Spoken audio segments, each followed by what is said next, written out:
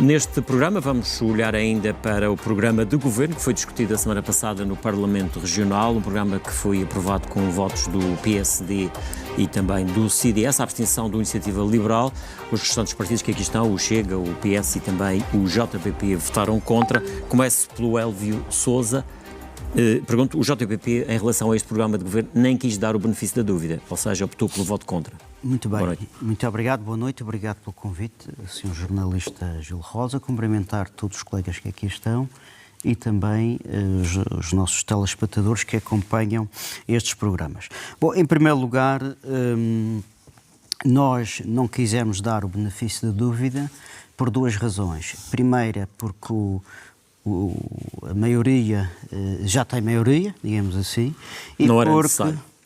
Não era necessário e porque este programa de governo poderá dizer-se que nem aquece nem arrefece, porque não deixa de ser um programa, aliás, pouco ambicioso e manifesta poucas mudanças nas linhas de atuação, nomeadamente naquilo que nós consideraríamos, porque além do mais também tínhamos e temos um programa alternativo que, diga-se de verdade, vai beber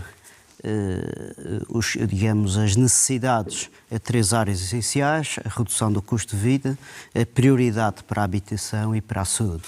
E uma das razões fundamentais, e não necessariamente que fui só votar contra por ser contra, aliás, nós não movemos por esses não princípios, digamos assim, foi porque na área da saúde é uma continuidade, na área da redução do custo de vida pouco ou nada este programa traz, porque nós sempre dissemos que era importante já dar um sinal ao nível da redução dos escalões do IRS, além do quinto escalão, embora venha o orçamento. Pronto, o Governo alega em relação ao IVA, não é no programa claro, que quantifica, mas sim nos orçamentos. Em relação ao IVA, ficou claro que o Governo não pretende dar já um sinal na matéria. E, aliás, até chegou-se a mentir, inclusive, dizendo que a Madeira era a região do país que tinha a mais baixa carga fiscal, que é manifestamente uma grande mentira, e depois mais à frente poderei... Sim, os Açores poderão ter menos. E depois, o argumento essencial, porque nós temos que estar também conscientes daquilo que são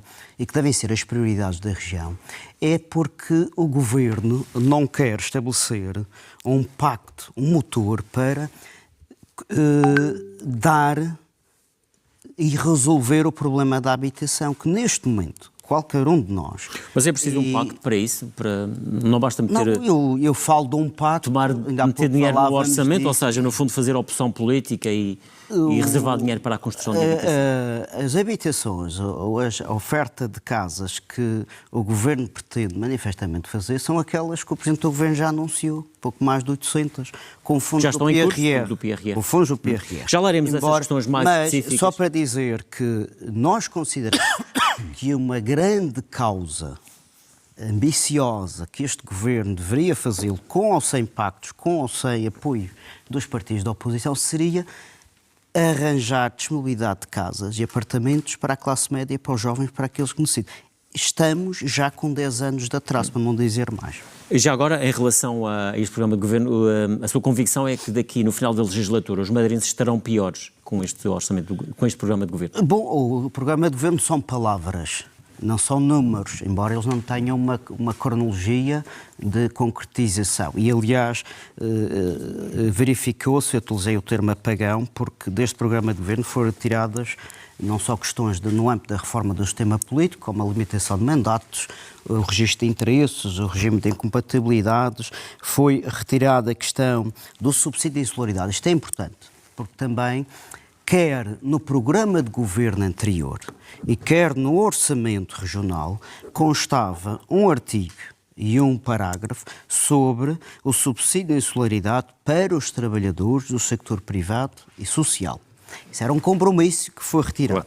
E para não falar também do Gabinete de Integridade, Transparência e Corrupção, que o Governo retirou. Bom, qual a conclusão? Porque o Governo parece que só tem interesse para conquistar o coração dos partidos que lhes dão garantia de confiança, mas quando não precisa deles, perde o coração e perde o interesse. Bom, é um governo interesseiro. Mas eu pergunto aqui precisamente ao Elvio Sousa do JPP, porque o JPP, no seu programa, previa até inclusivamente um valor. se não me engano, à volta dos 20 milhões de Já euros. no anterior. Exatamente, 20 milhões de euros do orçamento da região para derramar pelos privados, para precisamente atribuir o subsídio de insularidade, tal como os funcionários públicos.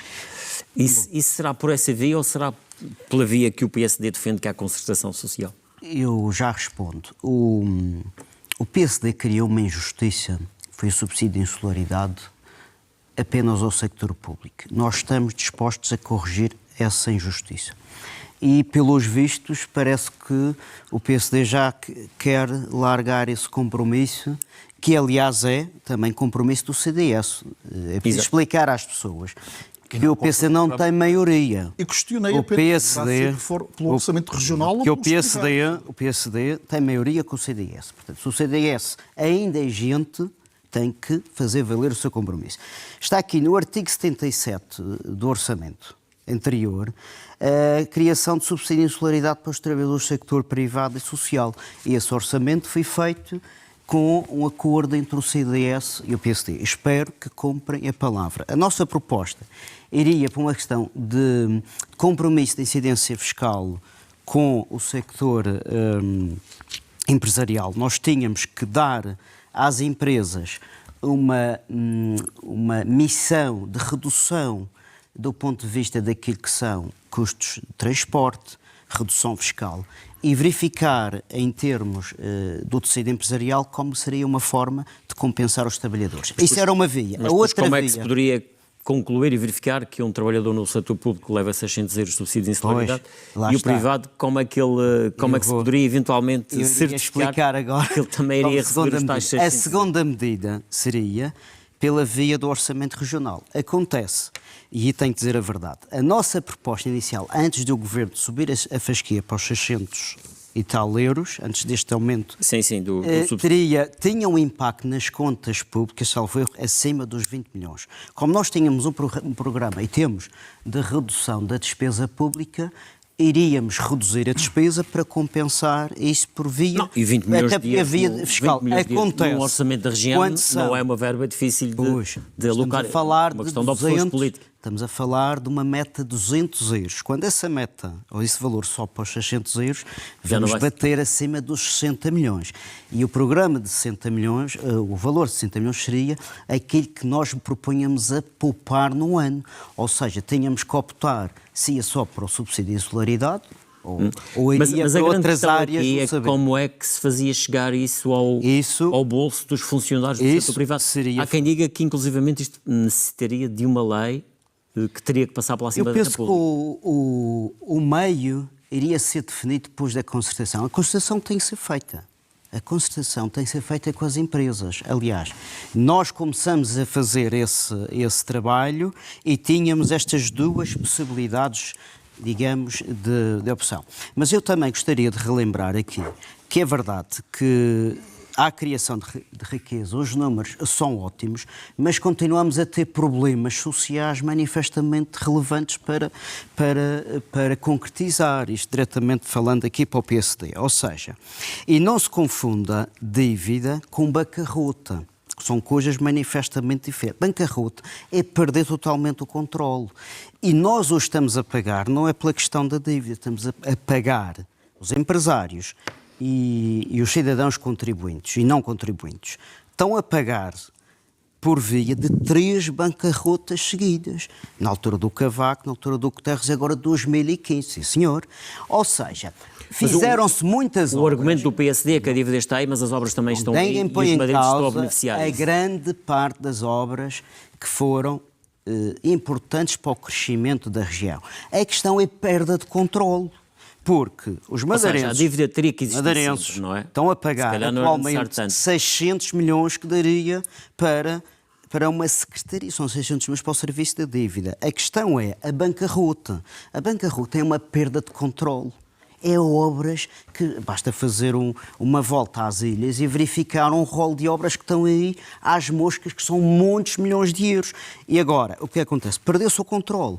O que é que que consequências é que isso trouxe? Para as pessoas poderem... Aliás, as pessoas sentem isso no bolso. Podíamos ter um IVA a 16%, a taxa geral, a taxa intermédia a 9% e a taxa que está baixa, mais uma mentira, que o Presidente do Governo disse que ia baixar de 5 para 4, já está. Portanto, não se engana as pessoas que estão... Podíamos ter o IRS em 30% em todos os escalões, aí está, empregabilidade, redução, também mais dinheiro no bolso das empresas e também dos cidadãos. E podíamos ter o regime do IVA, como eu acabei de referir, o IRC está nos limites, tudo bem, também concordemos, mas podíamos ter aqui mais dinheiro, inclusivamente, mais 600 milhões, inclusivamente para não fazer... Mas isso era partindo do princípio que não havia dívida. Não havia, estávamos para vir do Porto, mas aqui 3 horas a 4 horas, era isso. Se tinha a dívida dos 600... Repare que eu fiz uma distinção entre o que é bancarrota e o que é dívida, porque eu também já fui autarca... Justifica, não é? Já fui autarca e para ter investimento tinha que ter dívida. Mas é controlada. Ela atualmente está controlada, mas pergunto aos empresários e às pessoas, a escravidão é que fomos sujeitos. Nós tivemos um Programa Nacional de Carga Fiscal, um programa regional que não acabou em 2015, só acabou em 2017, o PAEL. E depois tivemos um programa ainda municipal de aumento dos impostos. Bom, as pessoas ficam a perguntar, muito bem, temos as estradas, mas não tem em causa as estradas, vias rápidas e algumas infraestruturas. Escolas. É perda de controle. E o dinheiro que foi desviado, toda a gente sabe disso. Desviado é crime. Sim, mas os crimes foram entregues, eu não estou a dizer que tenha sido materializado a causa da coisa, não é? A causa da foi coisa? Desviado. É isso, o que é a causa da coisa? Eu já lhe explico a seguir, dou-lhe um exemplo entre vários. Mas houve muito dinheiro desviado.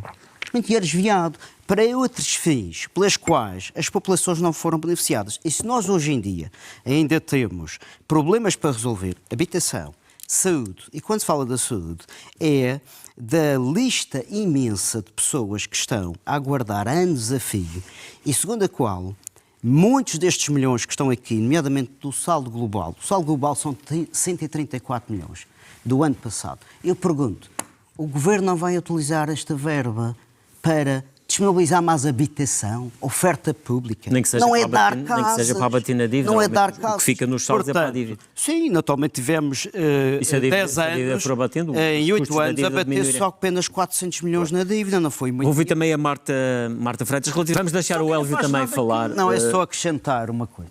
Os erros do passado, não vamos andar aqui atrás do que está feito, está feito. E eu separei o que é dívida e o que é bancarrota, que é uma perda de controle. Ou seja, sobre concorda que dívida tinha que existir sempre? Dívida, no meu ponto de vista, se fosse para ter as pessoas dizer que sou um despesista, é distinguir o que é perda de controle quando a despesa é superior à receita de todo o resto. E, aliás, a nossa crítica é mesmo para esse desvairio. E depois é assim... Dívidas toda a gente pode ter. Os erros do passado, e não foram 5 mil, foram 6 mil milhões. E é verdade que quando a República também fala de dívida da região, esquece a CP, pouca vergonha da CP. E o que a República deve à região também. É verdade, eu acho que a situação tem que ser resolvida pelo seguinte, temos que reduzir o serviço da dívida ponto. Não podemos pagar 600 milhões por ano. Mas o Governo, ao longo do tempo, o que vai dizendo é que vai renegociando a dívida precisamente na perspectiva de... Sim, mas a dívida atualmente é da República e da Banca. E para uma região autónoma com 2 mil milhões, mais 500, menos 600 milhões, tem que reduzir para esse dinheiro ser aplicado no desenvolvimento social e económico. Significa ter menos dinheiro do orçamento disponível para outras coisas. Não, quando digo reduzir é o pagamento do serviço em si, que são 600 milhões. Mas é isso que eu digo. Não, mas são 600 milhões que sai do orçamento. Mas se o Governo disser que vai pagar 400, não é? Vai ficar 200 milhões? Vai, exatamente, mas onde é que vai buscar esses 200 milhões, não é? Está bem, mas quando digo é pagar, é a maturidade no tempo mas do o Governo serviço. Tem dito é que tem andado a renegociar precisamente os... Enfim... digamos... Sim, tem feito os prazos, contratos acima de contratos também para resolver essa questão. E outra situação que não se fala, que este programa de governo também não refala, que é a redução da despesa. Assim, para também poder baixar impostos, há que reduzir a despesa. Há mais uma secretaria e já começou também a dança dos técnicos especialistas, porque foram mais espertos, utilizando o tempo. Deixaram de discutir o programa de governo antes de vir depois o festival de nomeações que já começou. Mas isso aí, vamos fazer a leitura no fim. E há uma questão. Vamos buscar sempre o argumento da Lei das Finanças Regionais da captação, mas não o esqueçamos. Também os erros do passado determinam as falhas do presente. A Lei das Finanças Regionais atuais, 2013, foi aprovada pelo PSD e pelo CDS. Na altura, não quero fazer de advogado de defesa, eu sei, já estudei a matéria, o PS votou contra. Mas quando se coloca o ónus de dizer só esta lei é altamente lesiva, a região é fortemente penalizada. Bom, então são masoquistas, o PSD é masoquista porque aprovou uma lei que penalizou a região. É preciso explicar às pessoas, quando se fala da Lei das Finanças Regionais, essa lei é produto, é fabrico do PSD e do CDS. E se o PSD está a colocar o ónus na captação do IVA, é produto deles próprios. Mas faz sentido a argumentação do PSD ou não? Então, a atualização de conhecimento, tudo bem. Eu já ao fim e ao cabo, eles estão a admitir o fracasso, o erro que foi essa fórmula. Agora, não colocar o argumento como isso, porque para os Açores, por exemplo, os Açores deu um sinal de redução do IVA.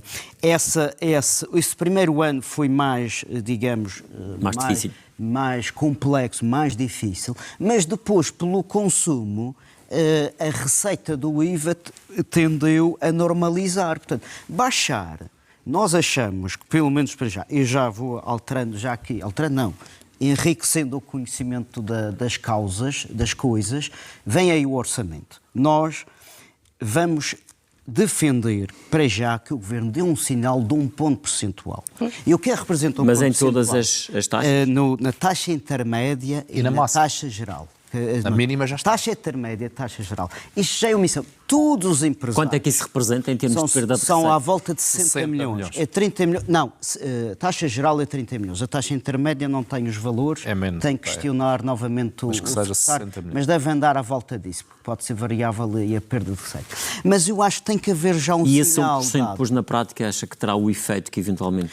Não necessariamente vai ter um reflexo assim logo, porque estamos a falar de um ponto percentual. O ideal seriam os 6 ou 7 pontos, não é? Mas, atendendo à evolução das coisas também, e atendendo a que o Governo, para já, pelo menos não tem mostrado, que vai conseguir poupar na despesa, para depois pegar nisso. Já estamos aí a projetar o orçamento que aí vem. Tudo isto são números, não é? Tudo isto Miguel Castro.